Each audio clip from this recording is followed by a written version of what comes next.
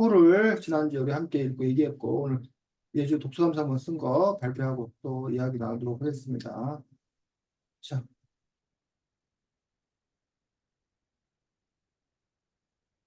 시작하겠습니다. 우리는 고등학교 2학년이라는 어린 나이에 불과 한 학기도 되지 않는 시간 동안 지난 삶에서 겪었던 사건의 정도와는 몇 배가 되는 일들을 겪는다. 전의 생활도 아주 고되고 평범하지 못하고 외로운 삶이었지만 이 몇 개월 동안은 감당하지도 못할 정도의 일들을 체험한다. 유리의 배경부터 복잡한데 본인을 입양한 서정희 씨의 할아버지와 단 둘이 살고 있었다. 둘은 밥을 전달하거나 용돈을 받는 일 외에는 층을 따로 구별해서 살 만큼 살가운 사이가 아니었다. 그러다가 서정희 씨의 초등학교 4학년 아들 연우의 등장을 시작으로 유리는 많은 변화를 얻는다. 연우는 서정희 씨가 죽어서 유리와 할아버지가 살고 있는 집에 오게 되었다. 유리는 초등학생인 연우를 육아 개념으로 케어해야 한다. 제대로 된 교육을 받지 않은 연우는 도벽이 있는 등 배워야 할 부분이 아주 많다. 연우 밥을 챙겨주거나 학교를 데리러 가야 하는 부분 때문에 유리의 생활에 변화가 생기게 된다. 더불어 연우가 서정희 씨를 강가에서 밀어서 그녀가 죽은 것이다. 그렇지만 연우는 평소에 그녀에게 가정폭력을 당했다. 등의 복잡한 이슈 때문에 경찰도 보고 법원을 가는 일이 생긴다.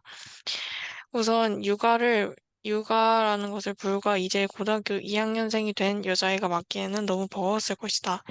30대 성인 여성이 아이를 낳아도 바깥일 하는 것보다 육아가 더 어렵고 힘들다고 하는데 고등학생에게는 어떻겠는가? 유리는 공부를 열심히 해야 하는데 연우 뒷바라지 하느라 공부도 못하고 있다. 그러나 연우로 인해서 가족의 정이라는 것을 유리가 배우게 된 것 같다. 유리는 이때까지 할아버지의 개입 없이 홀로 살아온 것과 다름없기에 본인이 알든 모르든 분명히 외로웠을 것이다. 연우를 키우면서 정이 들고 연우가 집에 온 후 할아버지와 셋이서 식탁에 앉아 밥을 먹게 되어 그 행위만으로 따뜻함을 느꼈을 것이다. 나는 유리 본인도 느끼듯이 연우를 돌봄으로 인해 잃은 공부 시간 그리고 미래 계획보다 소중한 감정을 배운 것이 더 의미 있다고 생각한다. 유리는 그 전까지 사랑을 받지도 주지도 못하는 아이였지만 연우를 통해 사랑을 배웠음에 틀림없다. 이는 아주 값진 것으로 연우가 나타나지 않아서 유리가 모른 채 살았으면 너무나 혹독하고 헐빈한 감정으로 살아갔을지도 모른다. 공부하는 학생으로서는 성실한 모습을 보이지 못했지만 그보다 더 중요하다고 생각되는 인간적인, 감정적인 면모를 더 키우게 되었다. 할아버지의 질병 또한 유리에게 심적인 고통을 준다. 할아버지는 암에 좋다고 하는 추어탕을 사오질 않나 며칠 동안 여행을 갔다 온다 했으면서 머리털은 다 빠져 집에서 모자를 쓰고 계시고 항암 치료를 받고 오신 건가 아프신 건가 하는 추측을 하게 만드신다. 결국 유리에게 복막암에 걸린 것이라 고백하였다.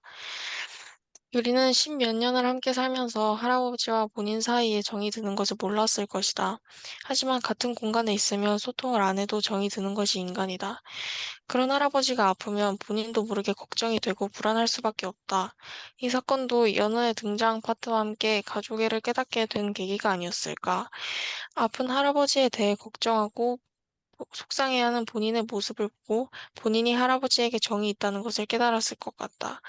나는 개인적으로 유리의 걱정되는 모습도 모습이지만 할아버지의 심정이 더 관심 같다.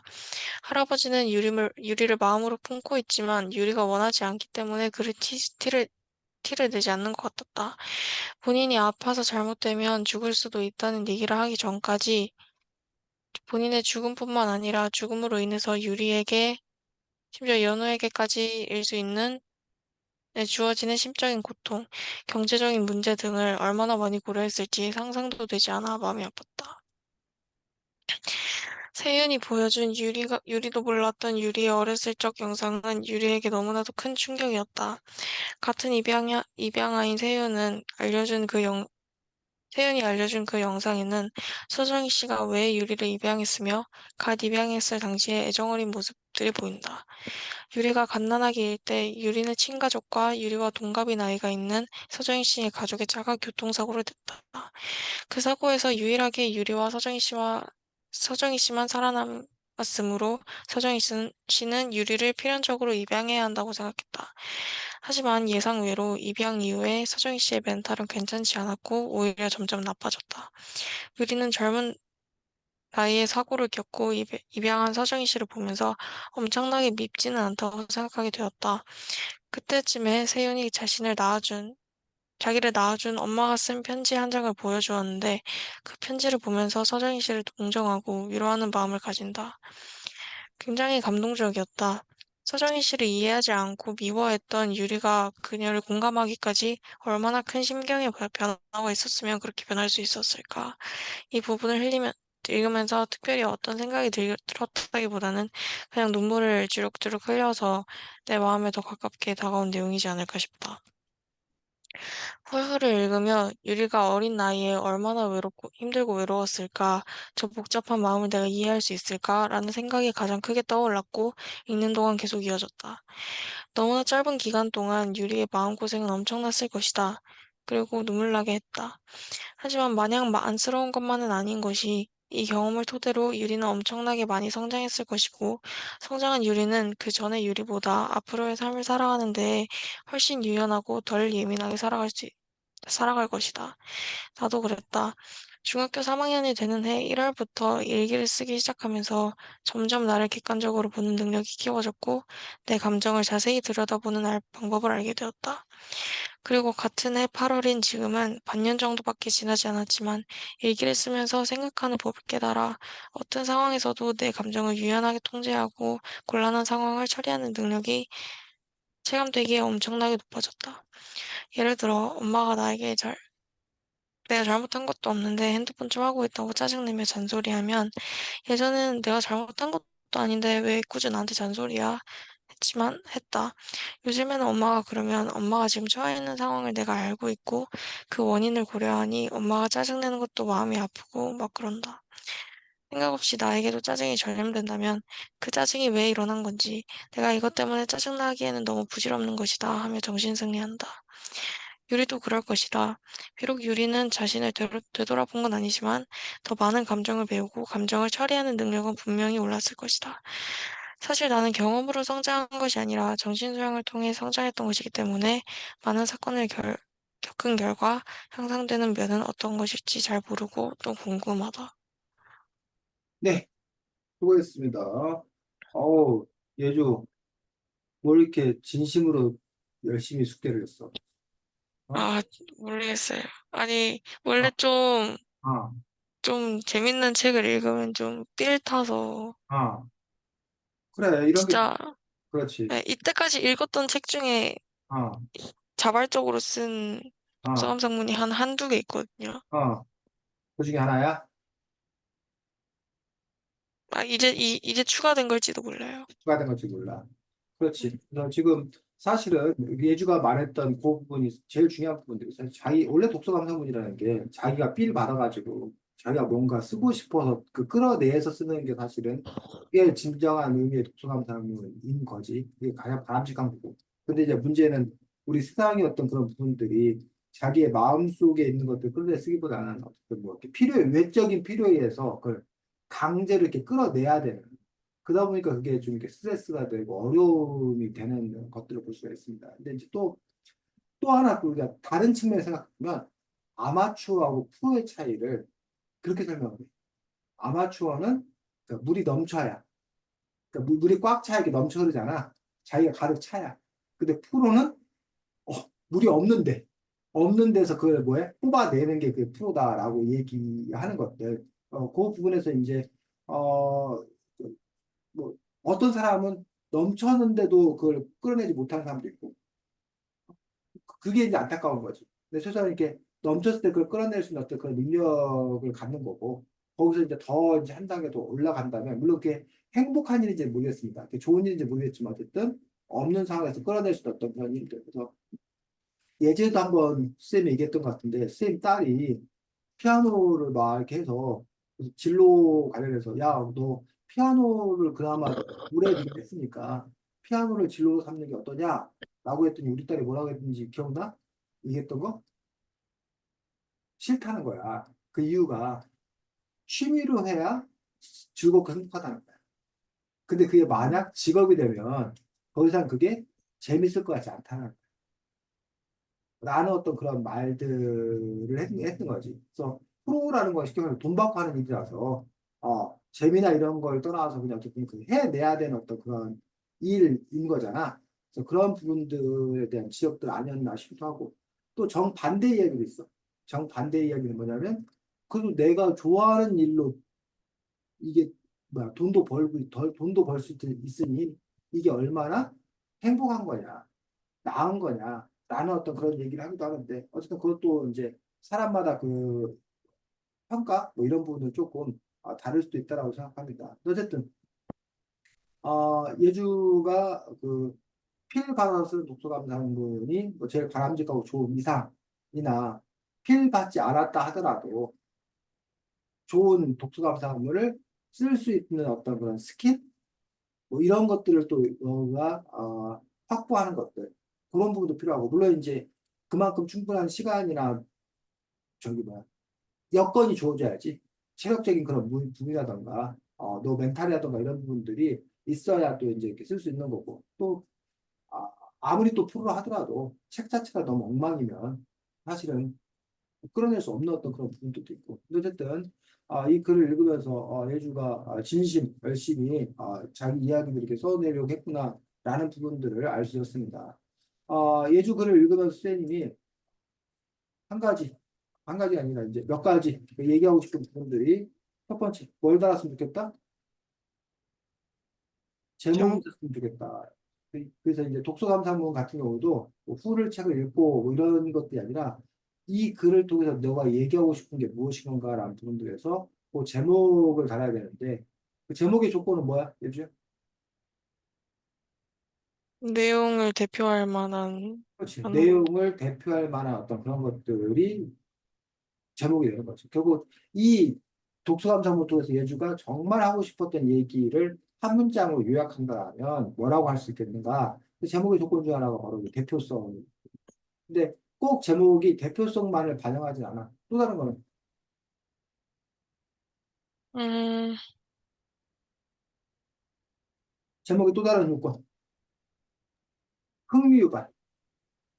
음, 제목을 보고서 다른 사람이 예주글을 읽고 싶은 마음이 들 수 있도록. 그런 점에서 이제 어떻게 흥미유발을 할 건가라는 부분들. 그 다음에 이제 세 번째가 구별성. 다른 것들과 구별된 어떤 그런 부분들이 제목의 어떤 역할, 본래 어떤 그런 역할도 구별짓기 위해 사실 제목을 정하는 거거든.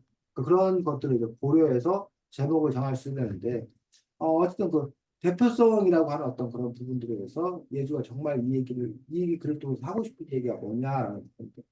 그것과 이제 연결되어서 얘기를 하자면 잠깐만 동아 안녕. 안녕하세요. 그래 동아야 네? 잘 왔어? 네? 시차 적응을 좀 했어? 네. 야, 다행이네. 뭐, 며칠 안 돼, 돌아온 지 얼마 안 된 거 아니야? 이제 4일 정도 됐어요. 근데 벌써 시차 적응이 됐어? 네, 사실 오자마자 됐어요. 정말, 그러면 시차를 안 내끼는 괴물이야? 선생님이 지금, 뭐야, 채팅창에다가 저기를, 아니, 이게 너무 길어갖고 한 번에 안 보내준다. 저기 글을 보내줄게. 이거야. 저기, 예주가 쓴 글을 보내줄 테니까 읽어봐. 큰일 났다. 네. 채팅창에도 막 안 지워져.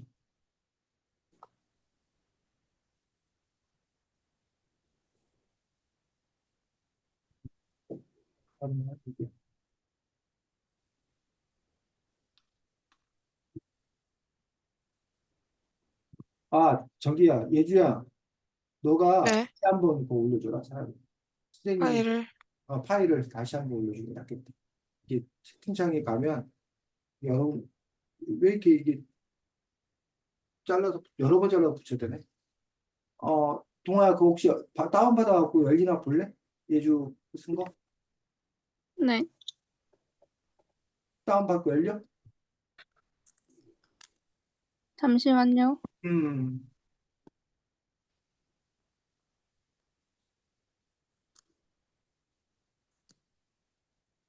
보여요. 아, 그래, 그래. 일단 읽고 나서 새벽에 들어, 예주야, 동아야. 네. 그럼 그냥 읽어. 자, 그래서 지금 그 예주가 제목을 다른데, 그 제목이라는 게 사실 하나거든. 그래서 예주가 지금 이 책을 통해서 몇 가지 얘기를 지금 하고 있는 거야. 몇 가지 얘기를 하고 있는데, 아, 그 독서감상문에서 고민이 그런 거야. 몇 가지 얘기가, 아, 하고 싶은 얘기가 많은 거니까 몇 가지 얘기를 해야 돼.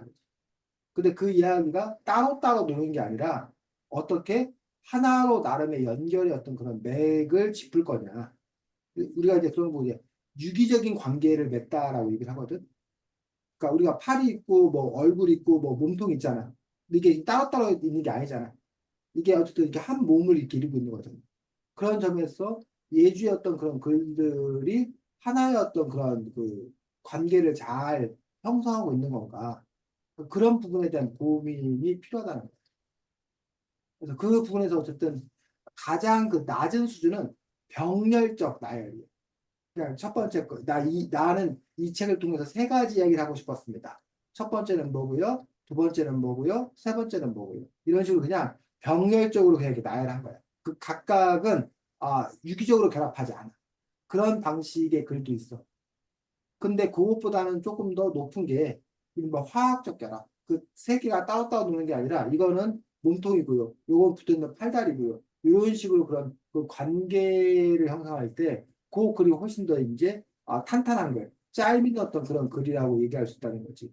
그런 점에서 이제 그런 글을 쓰려면 예주가 미리 글을 쓸 때 이야기의 흐름의 어떤 그런 전개를 미리 어느 정도 이렇게 계획을 세워두고 우리가 보통 이제 글 짜임짝이라고 그래. 짜임짝이를 해두고 나서 그렇게 썼을 경우에 그게 좀 더 탄탄해지는 그런 부분을 볼 수가 있고, 근데 이제 독서감상문을 쓸 때 사람마다 다르지만 그렇게 쓴 사람도 있고, 그렇지 않고 일단은 쓰기 시작하는 거야. 그 쓰기 시작해서 내 감정의 흐름, 내 마음의 흐름에 따라 이렇게 쭉 쓰는 그런 경우도 있거든. 예주는 둘 중에 어느 경우였어? 저는 뭐 쓸지 생각하고, 응, 그러니까 이 대충 주제가 유리가 어떤 변화를 겪고, 그 응, 변화로 인해서 유리가 어땠을까 이런 거를 해서 쓴 응, 거거든요. 응, 그래서 그 주제를 정하고, 그 유리의 변화 세 가지를 응, 넣고, 넣자고 응, 대충 구상만 해두고 응. 구체적으로 막 이렇게 하거나 하진 않았어요.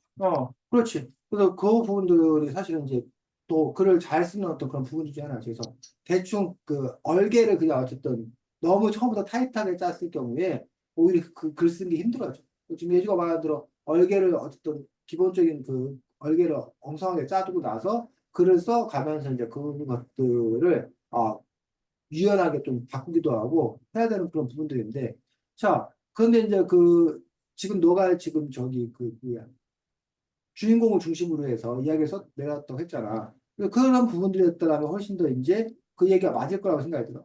근데 이제 너가 요 부분,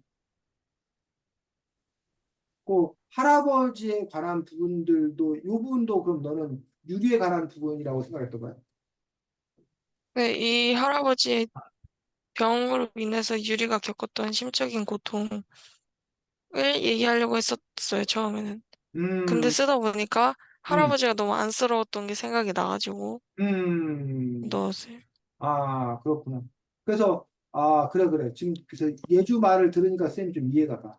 근데 어쨌든 쌤이 보니까, 처음엔 유리 이야기라고 생각이 들었었는데, 나중에 보니까 할아버지 얘기도 나오고, 나중에 보니까 또 소정희 씨 얘기도 나오고, 이런 식으로 이제 그 등장인물들에 관한 이야기들이 이렇게 나오는 그런 형식이어가지고, 그 부분들이 어떻게 이렇게 연결을 맺을 수 있는 건가라는 부분에서 쌤이, 아, 그 부분 때문에 지금 유기적인 관계에 대해서 얘기했었는데 만약 예주가 얘기했던 처음에 얘기대로 유리라는 것들을 중심에 놓고 나서 그 유리가 본 할아버지, 유리가 본 뭐 수정혜 씨, 뭐 이런 식으로 관계를 좀 더 원래 너의 계획대로 구상대로 썼더라면 조금 더 그것도 뭐야 탄탄한 그런 글들이 될 수 있지 않았을까라고 생각하는 거지. 그래서 이제 글을 쓰다 보면 자기도 모르게 원래 계획과 달리 이제 또 달리 가버리는 어떤 그런 방향이 있어.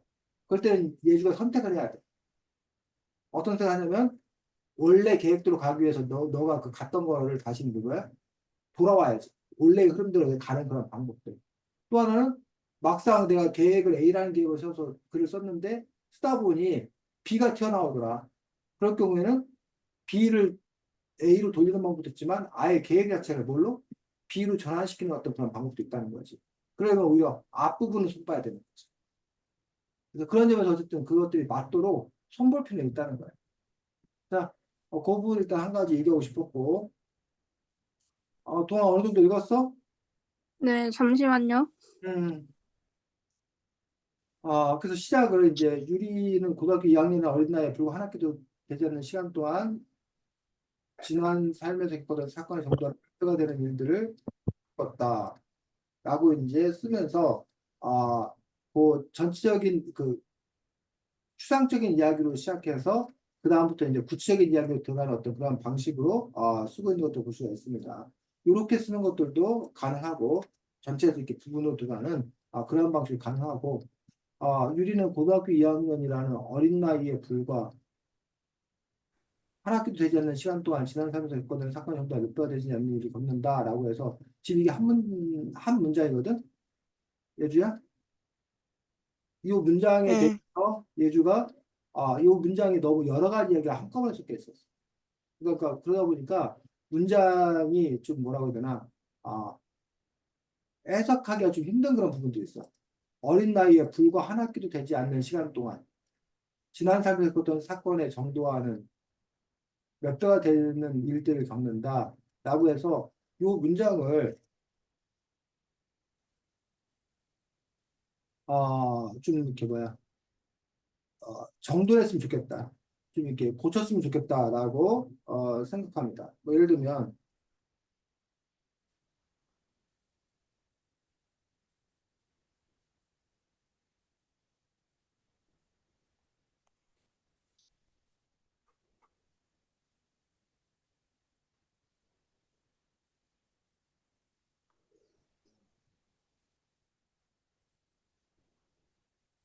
고학이 아니 몇 살이? 18, 고등학교 2학년이요? 18. 네. 18살?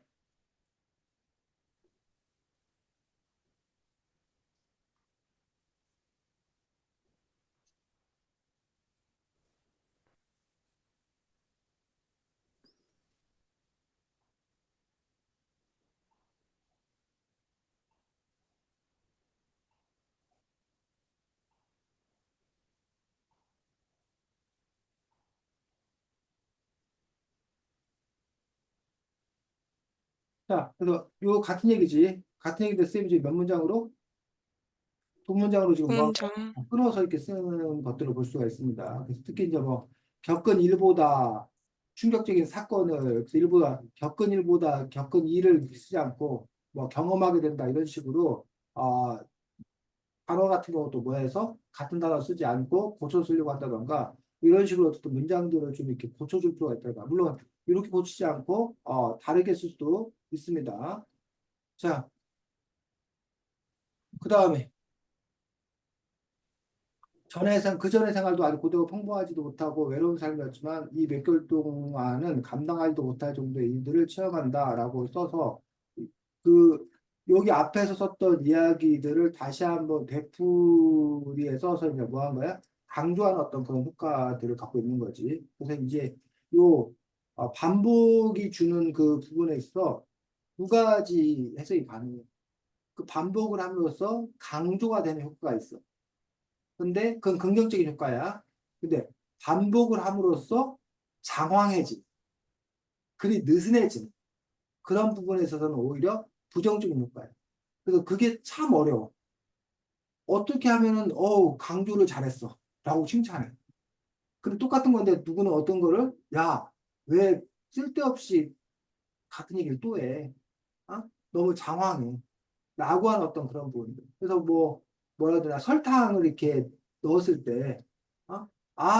그 단맛이 좋아.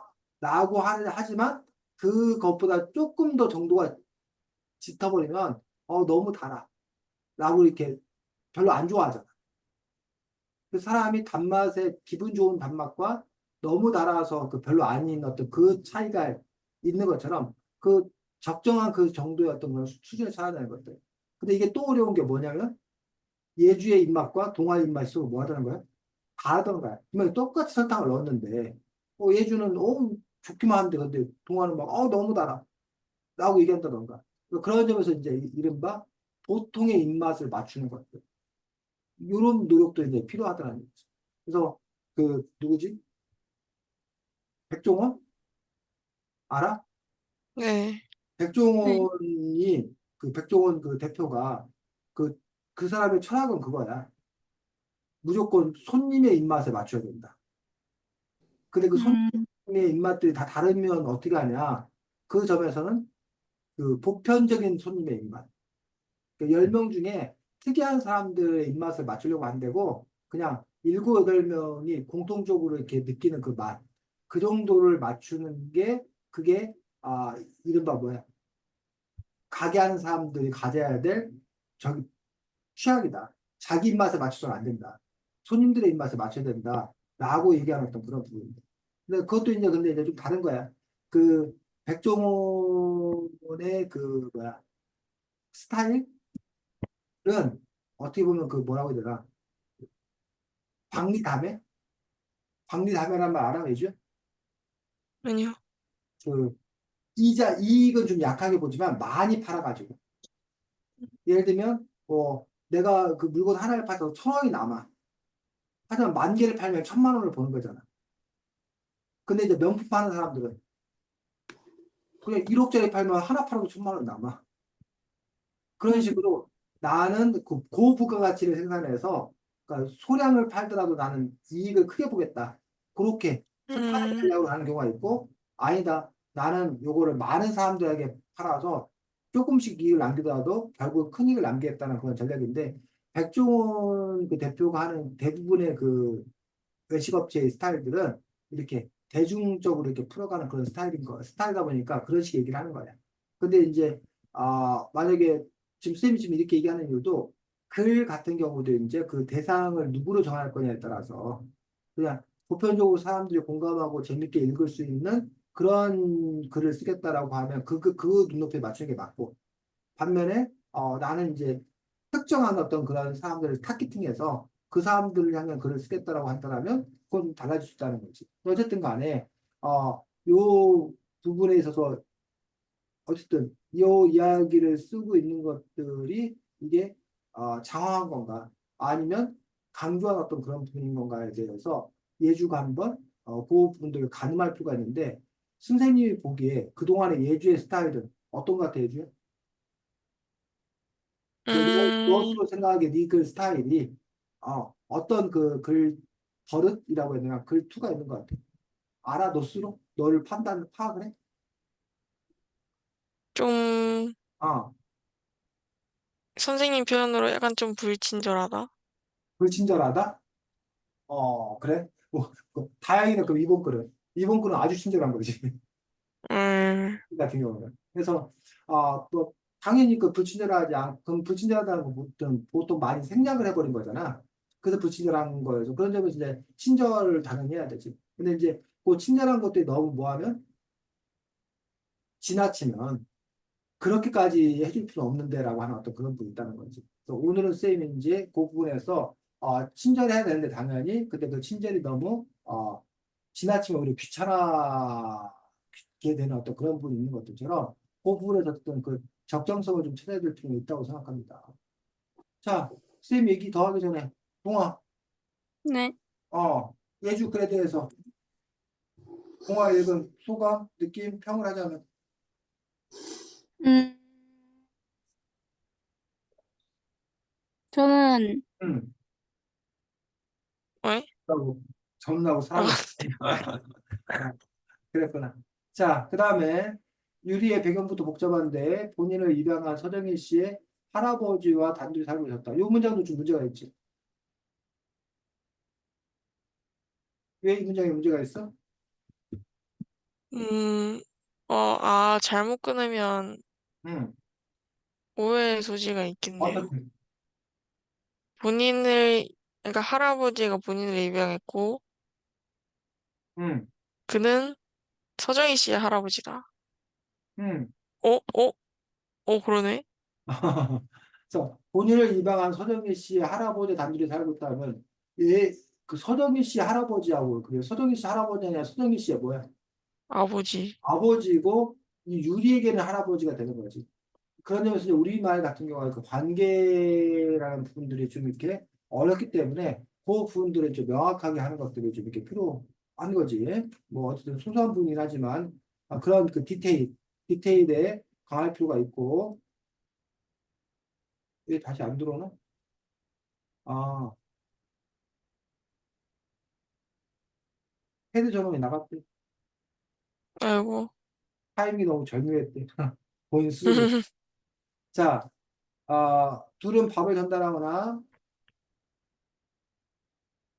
둘은 밥을 전달하거나 같이 먹지는 않는다고 끝나. 이건 무슨 말이야?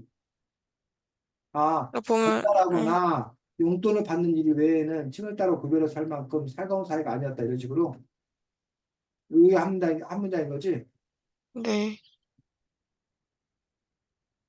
응. 여기 같은 경우도 이제 둘은 밥을 전달하거나 용돈을 받는 일 외에는 살가운 사이가 아니었다.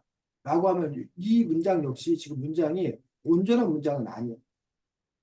그러니까 밥을 전달하거나 용돈을 받는 일에만 뭐 한 거야.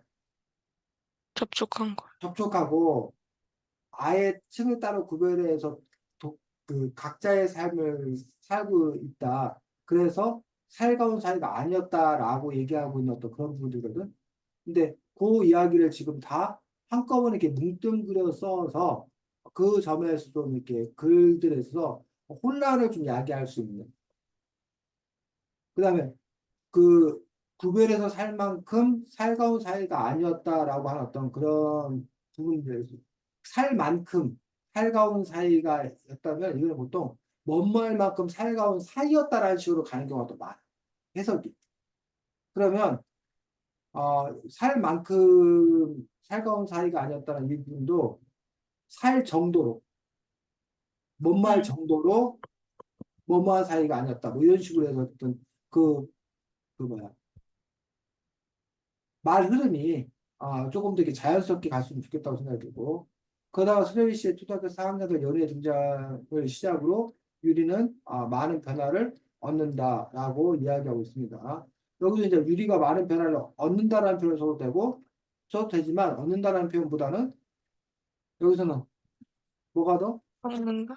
겪는다라는 겪는다. 표현이 더 오히려 적절하지 않는 건가? 적절하다고 생각합니다. 적절합니다. 그래서 그런 적절합니다. 그래서 이렇게 어쨌든 이렇게 문장 표현이라든가 이런 것들 어떻게 쓸 건가라는 부분들도 예주가 이제 고민을 해야 되는데 그 부분은 결국 이제 예주가 아마도 잘 모르겠지만 글을 이렇게 열심히 쓰고 나서 아마 진이 다 빠졌을 거야. 그러다 보니까 이제 다시 이제 그 글을 써가면서 이른바 우리 퇴고라는 어떤 그런 작업들 그런 작업들을 보통 안 하지 예주야. 그냥 예. 글 근데 한번 이거는 한번 읽었는데. 한번 읽은 거야. 예, 이거, 그렇군. 그래서 선생님도 지난번 그 책 쓸 때 글 써놓고 나서 쓸 때보다 퇴고할 때 훨씬 힘들어. 그 도대체 몇 번을 들여다봐서 나중에는 내가 내 글을 보면서 막그 지금 현기증이 나. 어지러워 막. 그래서 막 나중에 막 쳐다보기도 싫어. 몇 번 한 뭐 계속 그걸 보면서 계속 그 묻혀야 되니까. 그리고 막 너무 막 짜증이 나. 왜냐하면 분명히 봤는데 그 다음에 볼 때 이게 또 보이는 거야. 고칠게. 뭐 이런 식으로 이렇게 아니 왜 이게 그 전에 못 봤지? 그러다 보니까는 내가 나 자신을 못 믿어 이제. 또 아직도 또 놓치고 있는 거가 있는 거 아니야? 라고 또 음, 들여다보게 되고 그리고 몇 번의 작업을 하면서 많이 힘들었던 그런 경험도 있는데 어쨌든 이제 그것도 이제 경우에 다르지. 예주가 무슨 뭐 대회 그 작품을 출품한다거나 아니면 어떻게 뭐 지면에 발표한다거나 남들에게 대중적으로 읽는다거나 그런 글 같은 경우는 훨씬 더 이렇게 공을 들여서 퇴고의 어떤 그런 작업들을 열심히 해야 되는 거고, 반면에 뭐 그렇지 않고 너 혼자 볼 거나 뭐 이렇게 숙제로 뭐 이렇게 평상시에 어떤 그럴 거면 아무래도 이제 에너지를 덜 쓸 수밖에 없는 거지. 물론 뭐 국가대표들은 뭐 연습은 실전처럼 실전은 연습처럼 뭐 하라고 하지만 사실 그렇게 되게 그건 이제 전문적으로 이제 그것만 하는 사람들의 이야기고 에너지 이렇게 쏟기는 쉽지는 않습니다, 사실은. 자, 여느 저녁 시에 죽어서 유리 할아버지가 살고 있는 집에 오게 되었다. 유리는 초대했으면 누가 기적을 해야 한다. 이런 식으로 이제 그 이야기들을 쓰고 있습니다. 제대로 된 교육을 받지 않는 여는 도벽이 뜨고 배워야 할 분이 아주 많다라고 해서 지금 여기 부분들도 살짝 보면은 여기는 누구의 입장에 쓴 거야? 연우 연우, 입장에 쓴 거야. 여기는 유리, 유리 입장에 쓴 거야. 다시 여기는 연우. 연우 입장에 쓴 거야.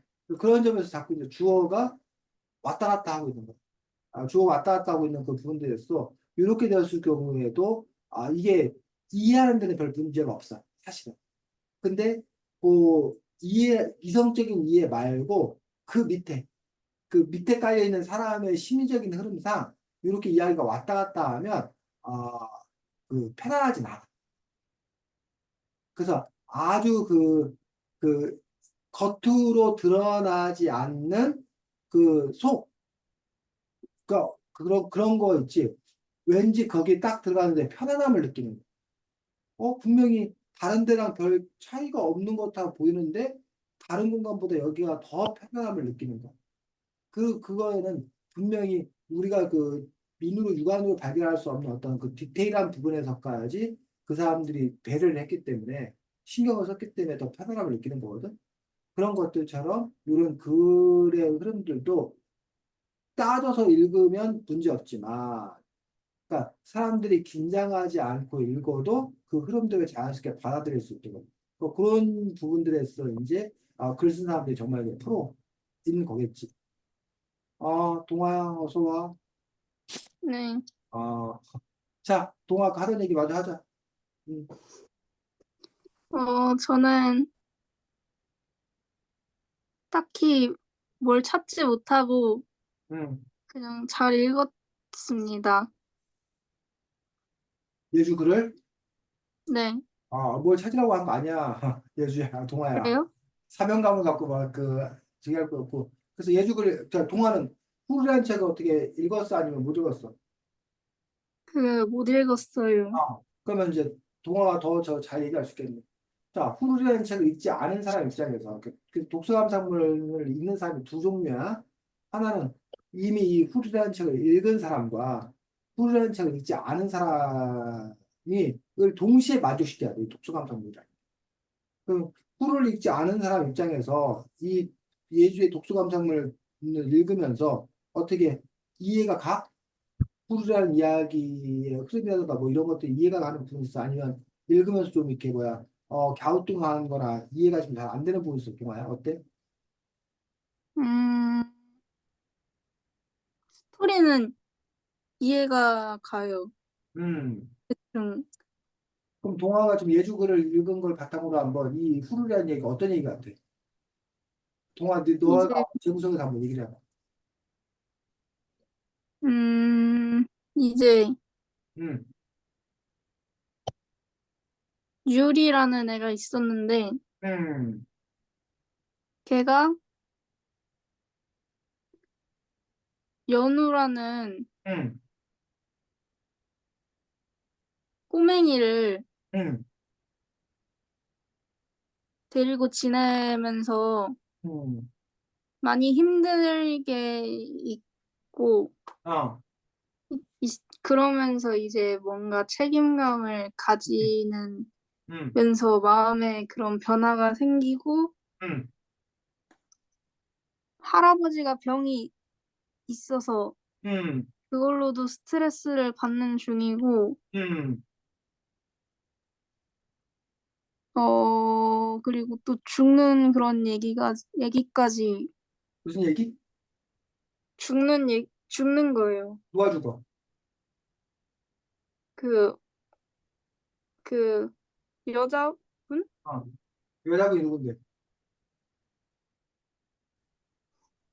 서정희 씨? 그 서정희 씨가 누구야? 그러니까 연우의 엄마 아니에요? 연우의 엄마 맞아. 그래서 어, 그렇게 죽어서 어, 또 뭔가 타격이 왔다. 또 뭔가 그런 식으로 어, 사실 제가 지금 이해한 건지는 모르겠는데 이해를 한 것 같아요.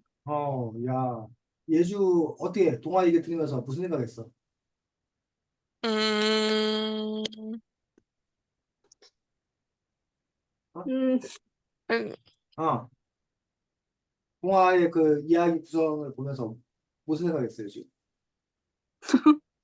어, 그, 그러니까 나름대로 그 아, 순서대로 쓴다고 쓰긴 썼는데, 아, 좀 더 이게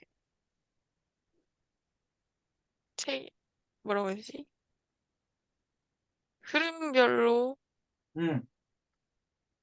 시간의 순서대로 좀 더 해야 될 것 그래? 그런 같아. 생각을 했어? 선생님은 동화 얘기 들으면 아닌가?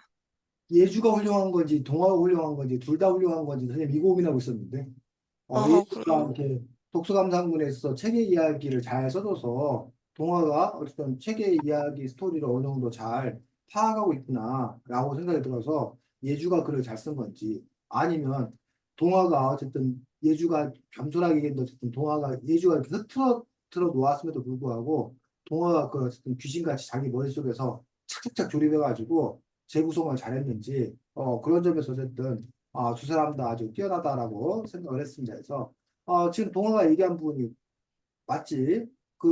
근데 이제 동아야, 네? 서정희 씨하고 유리하고는 무슨 관계야? 음, 파악하기, 이글만 있고 파악하기에는. 파악, 그 예측을 하는 거예요? 아니, 네가 이글에서 보니까 서정희 씨하고 유리하고 무슨 관계로 얘기해 주냐고. 아까 네가 연우는 서정희 씨 엄마라고 그랬잖아. 네. 연우하고 서정희 씨는 엄마 자식 관계라고 알고 있었고. 아, 그러니까 서정희 씨하고 유리는 무슨 관계냐고, 네가 보기에. 가족. 가족?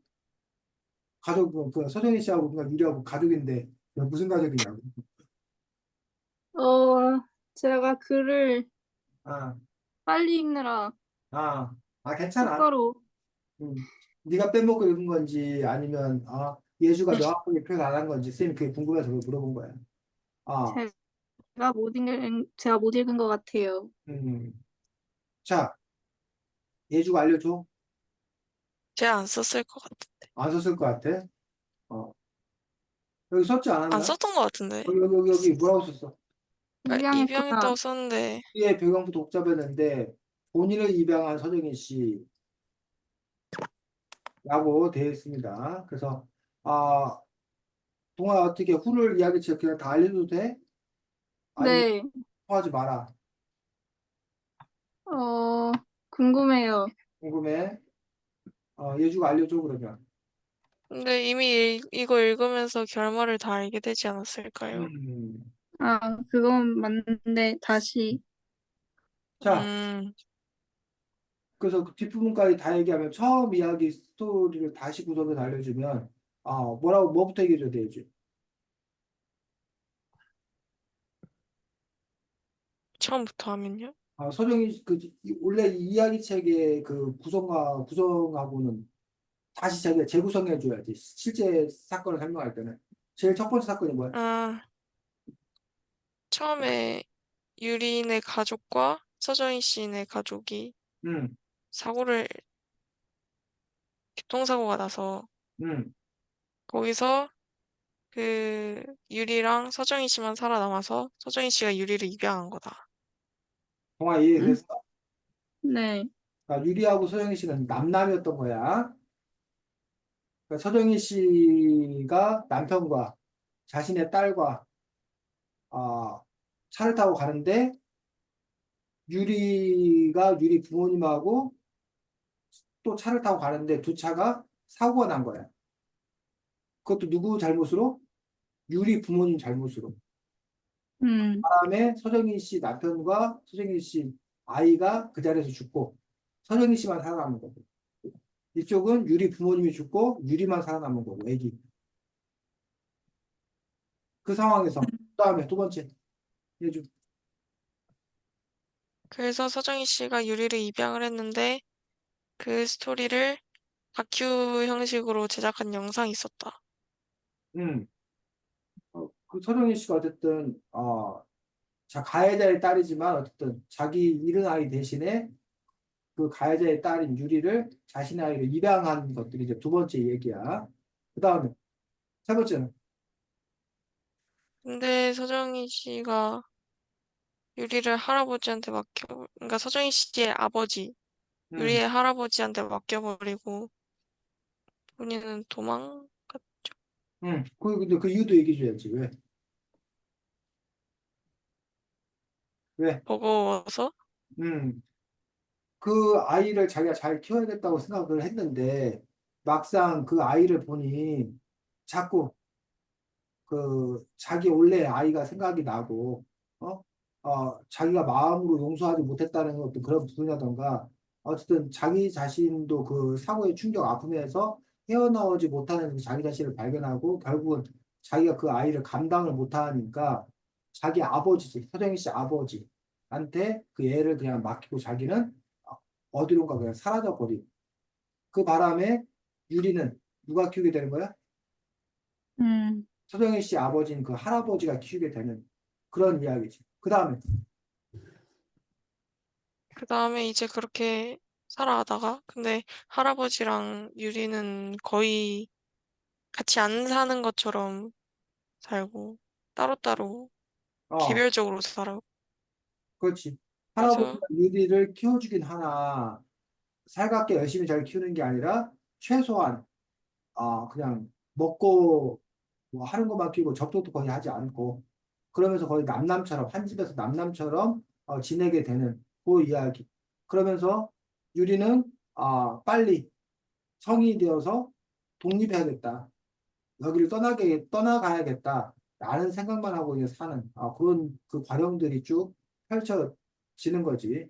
그래서 원래 이 책에서는 그 할아버지하고 그 누구야 유리가 그게 따로따로 사는 얘기가 제일 처음에 나와. 그 앞에 음, 이야기는 생략되고 그 앞에 얘기는 오히려 뒤에 뒷부분에 나오는 거지. 그다음에 그렇게 살아가다가 유리가 그 서정희 씨가 죽었다는 소식이 들리면서 음, 연우가 이 집으로 들어오게 돼요. 그렇지. 서정희 씨가 엄마지, 그 자기 그 입양한 엄마가 어렸을 때 사라졌는데 죽었다는 얘기가 들리고 그러면서 이제 그 서정희 씨가 이제 그 뭐야 집을 나간 후에 그곳에서 만난 남자 사이에 난 아들인 연우가 이제 갈 곳이 없으니까 집으로 돌아오게 되는 그런 이야기지. 어 그러면서 그 다음에 음, 다음에 무슨 일이 벌어져?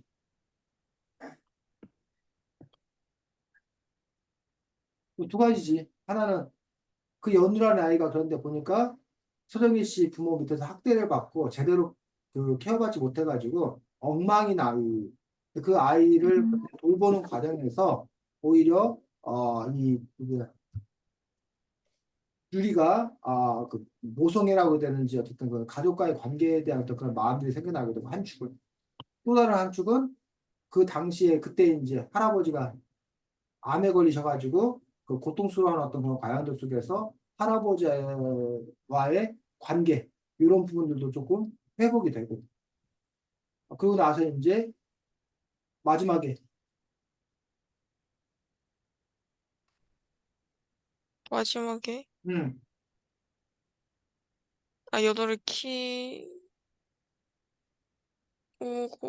음, 이 아이 마지막이에요. 거의. 뭐 마지막이라고 얘기는 그렇지만 어쨌든 이 아이가 어쨌든 뭐야 후를 원래 떠나갈 생각이었었는데 어떤 관계를 이렇게 갖게 되는 뭐 그런 이야기로 이제 막을 내리게 되는 거지. 이런 스토리가 동화야. 음. 아 그래서 동화가 이해하고 있는 부분과 별반 다를 바 없이 잘 써놓은 그런 부분들을 볼 수가 있고, 그 이야기를 통해서 이제 예주가 주목했던 것들은 요 유리라는 아이의 어떤 그런 심리, 마음에 관해서 이제 주목하고 있는 어떤 부분을 볼 수 있는데, 어쨌든 지금 보면은 예주가 그 스토리를 이렇게 쭉 쓰고 있는 부분을 볼 수가 있습니다. 생활에 변화가 생기게 된다. 근데 여기서 이런 거, 더불어 연우가 수령의 씨를 가까이 밀어서 그녀가 죽은 것이다. 이런 식의 이야기가 이렇게 튀어나오면 유리의 생활에 변화가 생기는데 더불어 죽은 것이다. 그렇지만 연우는 평소에 그녀에게 가족 폭력을 당했다 등의 복잡한 이슈 때문에 경찰을 보고 보호를 하는 일이 생긴다. 요거하고 요거하고 이렇게 같이 붙여놓으니까 사실 조금 이렇게 혼란스러운 그런 부분이 있어요. 예주에. 요거 부분도 이제 배치를 좀 이렇게 바꿔주는 것들이 필요하다고 생각이 들고 아 그러면서 이제 어떤 스토리를 쓰고 나서 요 부분 같은 경우가 이제 예주의 생각을 쓴 거지. 너무 버거웠을 것이다 라고 하는 그런 부분이라던가 아 그러나 배우게 된 것 같다 이런 식으로 이제 본격적으로 이제 예주가 자신의 생각을 쓰고 있는 것들 외로웠을 것이다 라고 해서 이렇게 예주가 적극적인 해석을 하고 있는 것들 따뜻함을 느꼈을 것이다 이런 부분들은 상당히 좋은 그런 부분들이고 이런 부분이야말로 뭐 독서감상으로서 어떤 그런 기능을 하는 거죠. 근데 이제 요 상태 같은 경우는 사실은 좀 이렇게 뭐야 단순한 소감인 거지 여기 부분은. 근데 이제 여기 부분이 이제 제일 좋은 부분이지. 여기 부분. 자, 쌤, 음. 여기 부분이 좋은 부분이라고 볼까? 여기 지금 쌤이 지금 빨간색으로 해놓은 것들은, 그때그때의 단순한 느낌이고 단순한 생각이라는 거예요. 근데 그에 비해서 여기 이 부분은 예주가 이 문제들에 대해서 어떤 예주의 깊이 있는 생각이 드러나는 어떤 그런 부분. 그리고 예주 나름의 해석이 있는 그런 부분이었다는 거죠. 이 사건을 바라보는 해석이 있는 그런 부분. 그래서 이제 만약에 이 책을 읽은 사람들도 이 책을 읽은 사람들 같은 경우는 아까 우리가 얘기했던 그런 부분들은 별 필요가 없는 거지. 그냥 그건 이미 그 책을 읽어도 그 사람도 알 수 있으니까. 근데 이제 이게 어떤 의미가 있는지라는 거에 대한 예주 나름의 어떤 그런 해석을 해줌으로써 그것들이 갖는 의미를 이렇게 파악할 수 있는 것들을 볼 수 있습니다. 여기도 마찬가지. 할아버지 질병 또한 우리에게 심적인 고통을 준다. 할아버지는 암에 좋다고 하는 추어탕을 사오질 않나. 며칠 동안 여행을 갔다 온다 했으면서 머리털은 다 빠져 집에서 모자를 쓰고 계시고 항암 치료를 받고 오신 건가 아프신 건가 하는 추측을 하게 만드신다. 라고 이렇게 써서 역시 이제 문장이 너무 길고 이게 뭐 집에 계시고 항암 치료를 받고 오신 거 아픈 거 하는 추측을 하게 만드신다라고 해서 끝에 가서 보니까 이게 유리가 이런 추측을 했다라는 거지. 이게 또 튀어나와. 네. 그래서 그런 결국 유리에게 복막암에 걸린 것을 고백하였다라는 식으로 이렇게 쓰고 있는데 이 부분들을 어쨌든 전반적으로 좀 이렇게 글들을 정리했으면 더 좋겠다고 생각합니다. 유리는 십몇 년을 함께 살면서 할아버지 본사에 전해드는 것을 몰랐을 것이다 해서 이 부분도 쌤 아주 좋았습니다. 이 부분 이 부분도 결국은 특히 이거 같은 경우는 이 앞에 같은 경우는 그 이 얘기는 우리가 좀 이렇게 뭐야 지난번에 좀 얘기를 했었잖아. 요 얘기는 지난번 독서회 할 때, 네. 얘기했던 거라고 생각하는데, 어쨌든, 요 부분은 쌤이 얘기 안 했, 전혀 쌤하고 같이, 쌤하고 예주하고 얘기 안 했던 얘기거든. 그래서 쌤이 이 부분이 제일 좋은 부분이었어. 쌤 입장에서는. 왜냐면, 음, 선생님도 그 이 책을 읽으면서 요 생각을 특별히 안 해봤거든. 이런 생각을. 근데 예주 말을 듣고 보니, 그렇구나. 그냥 그, 이렇게 따로 살아서 그냥 띄엄띄엄 살았다고 생각하는데, 그 존재 그 자체가 정을 만드는구나, 생기게 하는구나, 라는 그 사실들에 대해서 동의가 되는 거지. 예주의 이 부분을 보면서.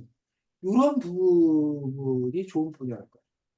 즉, 남들이 미처 생각하지 못한. 그런데 예주로 인해서 들어보니 말이 돼. 그럴 때 읽는 사람들이 고마운 거지. 그 글 쓴 사람한테. 어? 우리가 뭘 깨닫게 되었습니다. 뭘 알게 되었습니다라고 하는 부분들이 바로 이런 부분들인 거고, 그 작가라는 것은 글을 쓴다라고 하는 것은 바로 이러한 수고, 남들보다 남들이 미처 발견했던 이런 수고를 하는 거고 이러한 얘기를 이렇게 자기가 끄집어내는 것들 그리고 이제 어떻게 사람들로부터 그런 반응을 받는 것들이 보람인 거죠. 보람.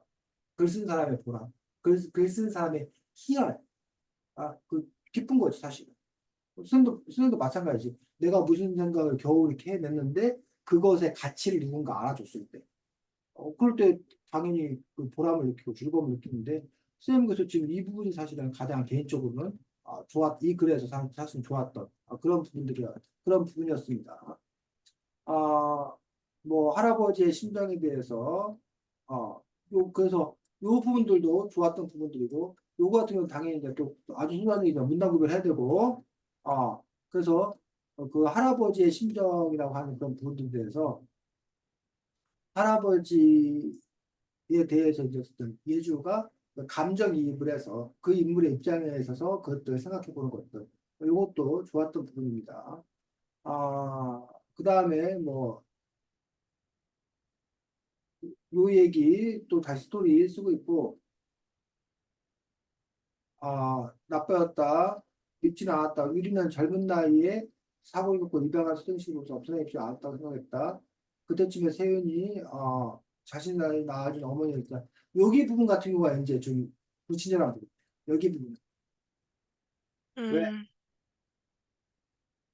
너무 생략. 그때쯤에 세윤이 자기를 그래서 낳은 엄마가 세윤, 쓴 편지 한 장을 보였는데 세윤이가 입양된 친구라는 이야기가 앞에 나왔었나? 여기 나왔구나. 네, 같은 같은 입양. 입양만이 세윤이 알려준.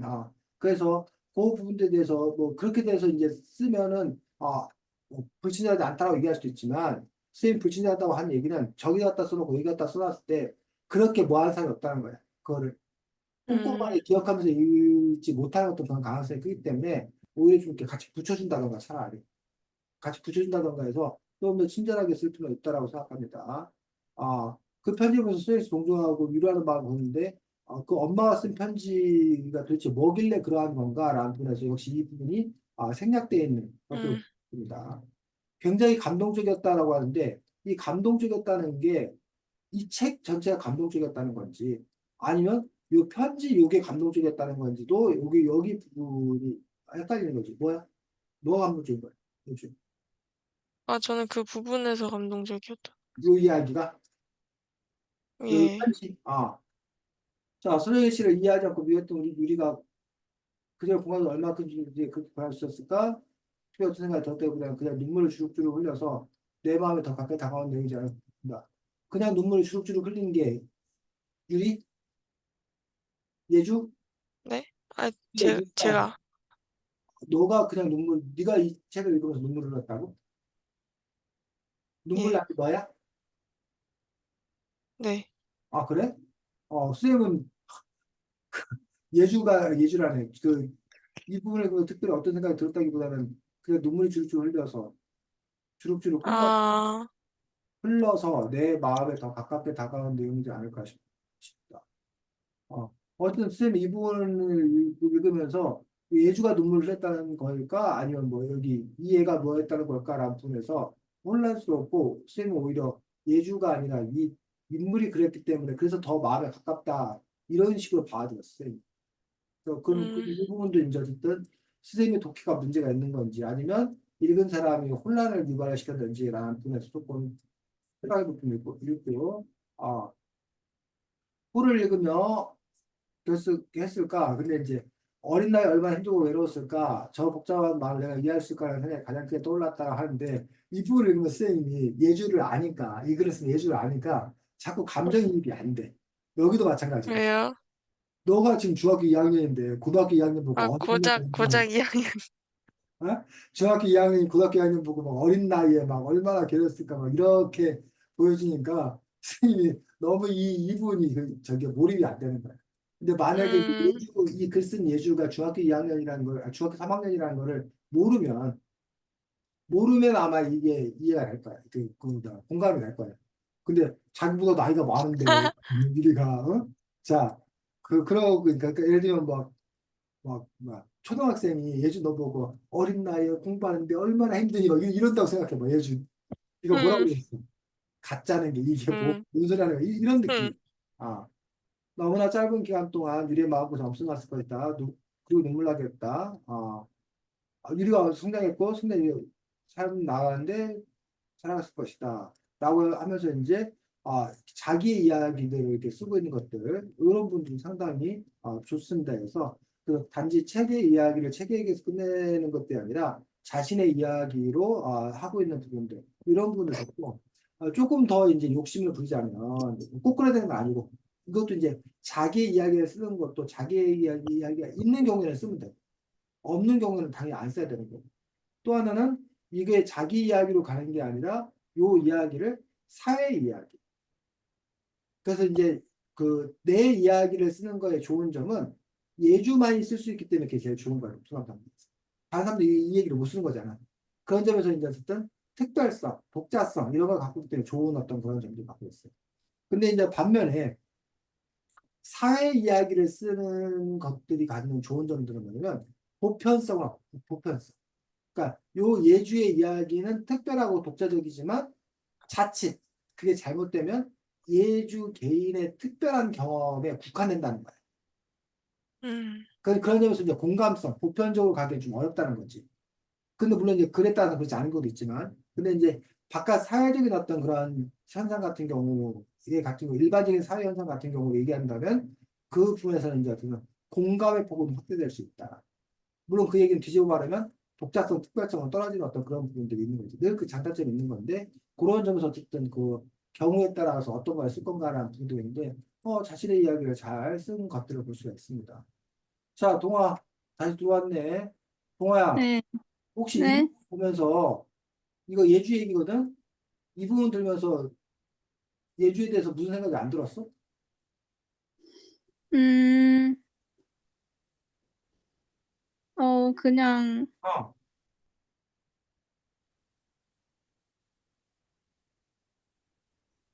기본이야, 이 정도는 동아야, 너한테도? 딱히, 어. 딱히 뭐, 별 생각 없이 읽었어? 네. 아, 동아하고 예주는 쌤보다 훨씬 마음 공부가 잘 된 사람 같아. 쌤은 예주 이걸 읽으면서 야, 예주 저게 사람이야? 저게 중딩 음, 맞아? 라는 그런 생각을 했어, 사실은. 순쌤도 이게 안 되거든. 내 감정을 유연하게 통제하고, 어? 그 사람이 짜증내고 잔소리하는 그 부분에 있어서 상대방이 지금 어떤 처지에 있는지를 고려해서 생각할 수 있다는 게 너무 놀라워. 그 선생님은 심지어는 집사람하고 뭘 하는데 내 감정을 내가 알아. 그 음, 아는데도 그렇게 하면 안 되는 걸 알면서도 막 짜증을 내. 오늘 아침에 음, 선생님 아내가 그러는 거야. 뭘 갖고 뭘 이렇게 하는데 자기 지금 짜증나지. 더 얘기하면 화낼 것 같지. 우리 집사 선생님 아내는 그 컨트롤이 되는 거야. 그러면 내가 민망해서라도 아니야 괜찮아 이래야 되잖아. 선생님이 어 나 지금 음, 뭐 폭발하려고 그래. 라고 막 이렇게 얘기를 하면서 야 내가 왜 이러나 라고 그런 느낌이 들어서 선생님은 그런데 어쨌든 예주 그 글을 읽으면서 와우 너무 놀랍다 라고 생각을 했습니다. 그래서 특별히 이제 요 부분들 요 상당히 좋은 부분이지. 그래서 예주가 그 음, 부분에서 이제 예주 너와 유리의 어떤 그런 공통점과 차이점. 그래서 성장을 같이 했지만 이 유리라는 아이는 어떻게 경험 속에서 성장을 한 거고 예주는 한마디로 머리로 성장을 한 거고 시뮬레이션 성장을 한 거고 그래서 어떤 사람은 이제 예주의 그런 것들을 보고 허상이라고 하는 거예요. 허상. 자기가 직접 경험해서 몸으로 체득한 것이 아니기 때문에 그러니까 머리로 배운 거기 때문에 이것은 허상이다라고 얘기하는 경우도 있는데 과연 그런 것인지 아니면 머리로 배워도 몸으로 체득한 것과 같은 효과가 있는 것인지 그 부분들은 뭐 모르겠지. 그래서 이제 그 얘기 알아? 저는 연애를 책으로 배웠어요라는 얘기 혹시 알아? 아, 그런 얘기 들어봤어? 네, 들어봤어요. 연애를 실제 해봐야 되는데 연애 실제 경험이 없고 책으로만 그 남들 연애하는 걸 그걸 배웠다는 거지. 그래서 책으로 배워도 과연 연애를 잘할 수 있는 건지 아니면 책으로 써 있는 건 아무래도 이게 간접 경험이 갖는 한계가 있다 보니까 직접 체험하고 뭐 해야만 하는 것인지 뭐 그런 부분에서 이제 이 얘기와 마찬가지로 어쨌든 뭐 그렇다고 뭐 예주가 뭐 이런 상황에 뭐 일부러 겪을 수도 없는 거 아니야. 뭐 그건 또 겪기를 바라는 것도 안 되는 거고 어쨌든 그런 점에서 예주는 예주 나름의 어떤 최선을 다하고 있는 거라고 생각이 들고 어쨌든 상당히 그런 점에서 훌륭하고 놀랍습니다.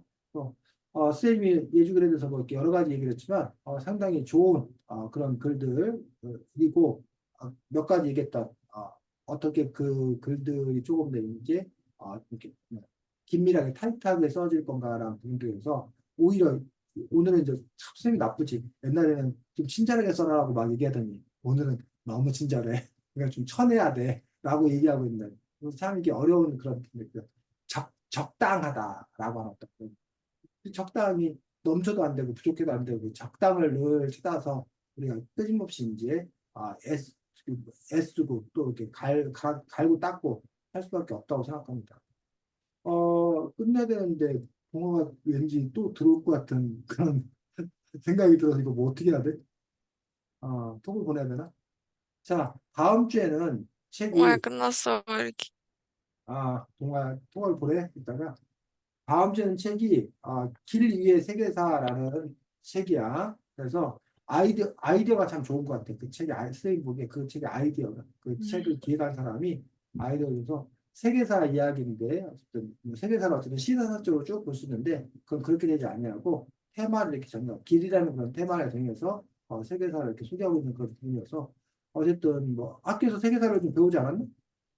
네, 배웠지. 작년에 배웠어요. 강의를 배워서 어쨌든 그 책을 읽는데 물론 뭐 그 다 배운 거 있는 건 아니겠지만 그래서 그나마 또 이렇게 배운 내용들도 있고 그러지 않을까 싶습니다. 그래서 다음 주에는 그 책 갖고 볼 수 있도록 하겠습니다. 예주 글 잘 읽었어. 수고 많았습니다. 안녕. 네, 안녕히 그래. 계세요.